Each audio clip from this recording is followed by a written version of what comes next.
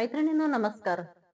मी आतापर्यंत आपल्यासोबत माझे बरेच व्हिडिओ शेअर केलेत आणि आपण त्याला खूप छान प्रतिसाद दिला.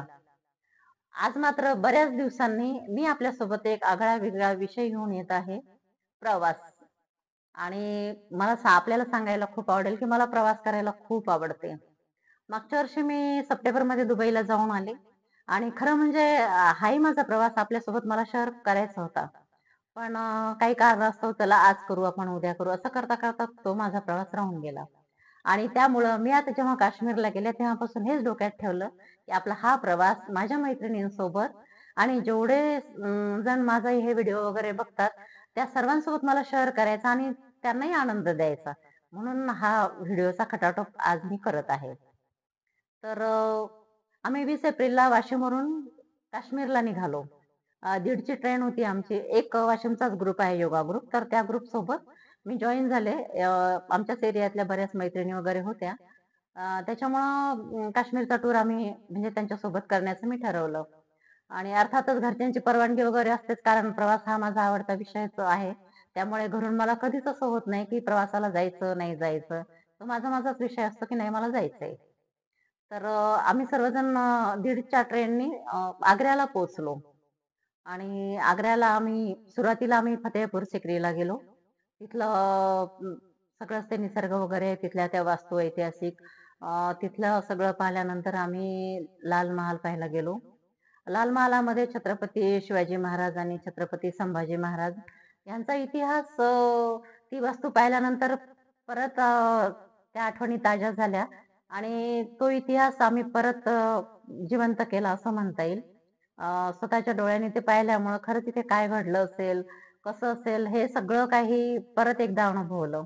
आणि त्यानंतर आम्ही ताजमहाल बघायला गेलो आणि खूप छान डोळ्याचं पारणं फेडणारी अशी ती ऐतिहासिक प्रेमाचं प्रतीक असलेली वास्तू पाहून खरंच मन, डोळे तृप्त झाले. आणि त्यानंतर आम्ही दुसऱ्या 22 तारखेला आम्ही दिल्लीवरून श्रीनगरला पोहोचलो. तिथे पोहोचल्यानंतर आम्ही बसमध्येच तयार झालो आणि ट्युलिप गार्डन बघायला गेलो. निसर्ग सौंदर्य काय असते हे खरंच म्हणजे जेव्हा काश्मीरमध्ये आपण पाऊल ठेवतो, तेव्हाच आपल्याला कळते. सगळीकडे नुसते बर्फाचे डोंगर आणि हिरव्यागार त्या दऱ्या, त्याच्यामध्ये खळखळ वाहणारं पाणी. खरंच म्हणजे स्वर्ग ज्याला म्हणता येईल, तो खरंच धरतीवरचा स्वर्ग. त्या दिवशी आम्ही पहिल्याच दिवशी अनुभवला ट्युलिप गार्डनमध्ये. फुलपाखराप्रमाणे आम्ही खरंच सर्वजणी बागडत होतो. रील्स बनवणे, तिथला निसर्ग अनुभवणे आणि तिथला जो एक प्रकार आहे कावा. सगळ्यांचा म्हणजे काश्मीरी लोकांचा आवडता ते एक पेय आहे. त्याचाही आम्ही छान आस्वाद घेतला आणि त्यानंतर आम्ही संध्याकाळी मुक्कामाला आमची जी हॉटेल ठरली होती तिथे आलो. आणि हॉटेलला आल्याबरोबर अर्थातच मोबाईल सगळ्यांचे ऑन झाले कारण वायफाय कनेक्ट झालं. आणि सर्वांच्या घरचा एकच सुरू झालं, की आम्ही तुम्हाला घ्यायला येतो आणि तुम्ही लगेच निघण्याची तयारी करा. आमच्या कोणाच्याच लक्षात हे येत नव्हतं, की नेमकं म्हणजे काय सुरू आहे, की आता नेमकं आम्ही आज एन्जॉय करायला आलो. आमचा हा पहिलाच दिवस आणि घरून सगळ्यांचेच फोन येतात, की नाही तुम्ही तयारी करा, आम्ही तुम्हाला घ्यायला येते. मग विचारलं नेमकं झालं काय? तर तेव्हा आम्हाला कळलं, की पहलगाममध्ये खूप मोठा अतिरेकी हल्ला झाला. पण आमच्या रूममधले टीव्ही वगैरे अर्थातच ऑन नव्हते. म्हणजे टीव्ही ऑन होते, पण बातम्या वगैरे कधी तिथल्या दाखवत नव्हते. त्याच्यामुळे आम्हाला काहीही कळलं नाही. जेवढं आमच्या मोबाईलवर मेसेज वगैरे यायचे रूममध्ये असताना, तेवढंच कळत होतं. तर थोडंसं आम्ही पण हादरलो, की एवढा मोठा हल्ला झाला. 28 जण त्याच्यामध्ये मारले गेलेत आणि थोड्या वेळ सर्वजण स्तब्ध झाले, की नेमकं काय करायचं? पण हळू हे लक्षात आलं, की चला आज आपण श्रीनगरला आहे आणि अर्थातच विश्वास पूर्ण आपल्या इंडियन आर्मीवर होताच आणि स्थानिकांची पण आम्हाला बरीच मदत होती. तर चलबिचल तर मन झालं. वाईटही खूप वाटलं, की आज विनाकारण एवढे निष्पाप लोक मारले गेलेत. पण शेवटी आपल्या हातात काहीच नव्हतं. मग त्या रात्री आम्ही विचार केला, की नेमकं करायचं काय? पण तिथली सुरक्षा, तिथलं सगळं वातावरण बघून आणि सगळ्यांचाच विचार घेतला, की नेमकं काय करायचं? तर तिथल्या लोकांचंही म्हणणं पडलं, की नाही हे हल्ला वगैरे झालेला आहे, पण तुम्ही सुरक्षित आहात आणि आपले भारतीय सैनिकही 10-10 मीटरवर खरंच इंडियन आर्मी होती त्यावेळेला. आणि त्यांना बघून आम्हालाही खूप छान वाटत होतं, की नाही चला, आज आपले जवान आपल्या सुरक्षेसाठी एवढे तैनात आहेत.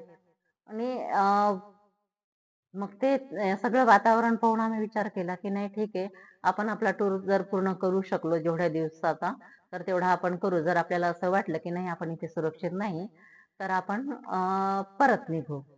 पण दुसऱ्या दिवशी आम्ही सोनमर्गला गेलो. तिथेही म्हणजे असं प्रत्येक वेळेला असं म्हणता येईल, की स्वर्गाचा अनुभव खरंच येत होता. तिथले जे स्थानिक कमी उंचीचे जे घोडे असतात, ज्याला खेचर म्हणतात, त्याच्यावरून आम्ही जवळ-जवळ 4 किलोमीटरचा अविस्मरणीय तो एक प्रवास केला. डोंगर, दऱ्या हे ओलांडून ते चालत होते. एवढं मोठं पाठीवर आम्हाला घेऊन ते बिलकुल त्यांच्या नेहमीच्या सवयीप्रमाणे डोंगराच्या कडेकडेने चालायचे. मध्येच नाला लागायचा, तो नाला ओलांडायचे. म्हणजे आयुष्यातला तो माझा पहिला अनुभव होता, की जनावरं इतक्या निमूटपणे खरंच म्हणजे आपल्याला असं सांभाळून घेऊन तिथपर्यंत पोहोचवतात. आणि आम्ही सोनमर्गचं ते दृश्य अनुभवलं. खूप सगळीकडे बर्फ, त्याच्यानंतर त्या मध्ये-मध्ये टेकड्यांचे असे हिरवे गच्च ते टोकं दिसायचे, खाली बर्फ, त्याच्यानंतर नदी.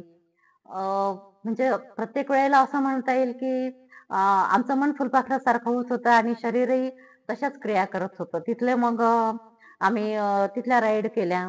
बर्फामधून ज्या गाड्या असतात त्या गाड्यांवरून आम्ही ते घसरगुंडीसारख्या बिलकुल गाड्या होत्या, तर त्याच्यावरून लहान मुलांसारखा आनंद घेतला. म्हणजे ह्या टूरमध्ये सर्वजण आमच्याकडे जवळ-जवळ 30 वर्षापासून तर 80, 70, 75 वर्षापर्यंतचे होते. तर त्या एकाच लेव्हलला सर्वजण आले होते वयाच्या. सर्वजण खरंच लहान झालेले होते काश्मीरमध्ये. आणि त्या दिवशी सोनमार्ग वगैरे झालं, तिथला आनंद घेतला आम्ही.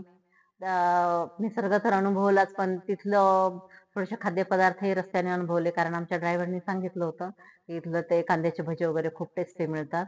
असा खूप सारा अनुभवात आनंद घेत आम्ही हॉटेलला त्या दिवशी मुक्काम केला, ठरलेल्या ठिकाणी. आणि दुसऱ्या दिवशी आम्ही गुलमर्गला गेलो. वाशिमवरून काश्मीरला आलो आणि दुर्दैवाने तिथेच एक अटॅक झाला, दहशतवादी हल्ला झाला पहलगामला. पण आम्ही खूप सुदैवी आहे की आम्ही सर्वजण त्या दिवशी काश्मीरला होतो आणि आमचा 26 तारखेचा प्लॅन होता पहलगामचा. पण सगळ्यांना मी वाशिमकरांना आणि माझ्या परिवाराला, माझ्या सर्व नातेवाईकांना सांगू इच्छिते की काश्मीर आपण जे अनुभवतो ते खूप वेगळं आहे आणि प्रत्यक्ष परिस्थिती खूप वेगळी आहे. हे प्रत्यक्ष आम्ही अनुभवलेलं आहे. काश्मीरी आपल्या महाराष्ट्रीयांपेक्षाही खूप प्रेमळ आणि हेल्पफुल आहेत. सर्वजण खूप मदत करतात. आम्हाला आपल्या आईवडिलांप्रमाणे, बहीण भावांप्रमाणे सगळ्यांनी सांभाळलं आणि आम्ही त्याही परिस्थितीत खूप एन्जॉय केला. वाईट तर वाटलंच की एवढा मोठा हल्ला झाला, पण तरीही आम्ही आमच्या काश्मीरी बहीण भावासोबत खूप एन्जॉय केला आणि सर्वच ठिकाणी आम्ही फिरून आलो. आज हे जे मी तुमच्याशी बोलत आहे हे गंडोलामधून बोलत आहे. आम्ही गंडोला राईड पण केलेली आहे. तरी सर्वांनी भीती बाळगू नये आणि आश्वस्त राहावं.